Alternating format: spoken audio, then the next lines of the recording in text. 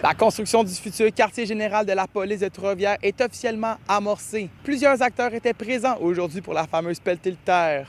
Un budget de 84 millions de dollars a été alloué pour ce projet. Bien, aujourd'hui, c'est une journée importante, évidemment. C'est de l'accomplissement de plusieurs mois, même plusieurs années de travail pour en arriver là.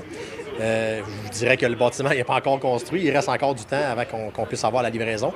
Mais c'est un bel accomplissement de l'ensemble de l'équipe qui a travaillé là-dessus. C'est une excellente nouvelle pour l'ensemble du personnel du service de police. C'est une étape majeure. Hein? C'est un dossier, ça fait 10 ans qu'on en parle. Il y a eu toutes sortes de discussions, de débats, d'hésitations sur... il n'y a pas grand monde qui remettait en question le besoin d'un nouveau quartier général. La question, c'était de savoir comment on était pour le faire, dans quelle forme et tout ça. Il faut se souvenir que quand le quartier général actuel a été créé, c'était fait pour à peu près une centaine de policiers.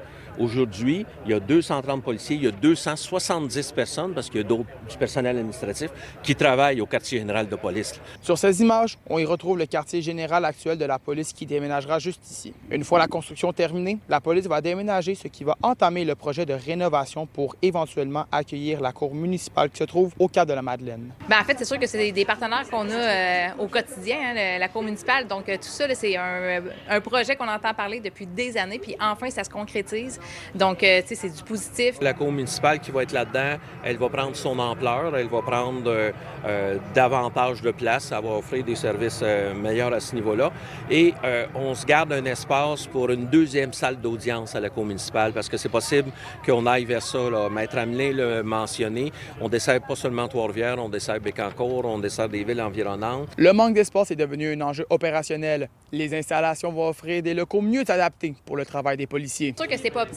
Présentement, il y a certains policiers, certaines divisions qui sont dans un poste satellite au Cap de la Madeleine. Il y en a d'autres qui sont ici. Puis c'était de jouer un petit peu à Tetris, à savoir qui qu'on met dans quel bureau. La construction du nouveau poste va tout changer. Puis je suis persuadée que ça va nous aider au quotidien à mieux travailler. Oui, ça nuisait. On était encore capable de fonctionner, mais on approchait de la limite. Bien, ça ne nuisait pas nécessairement aux opérations sur le terrain, comme les patrouilleurs qui patrouillent sur la route, évidemment.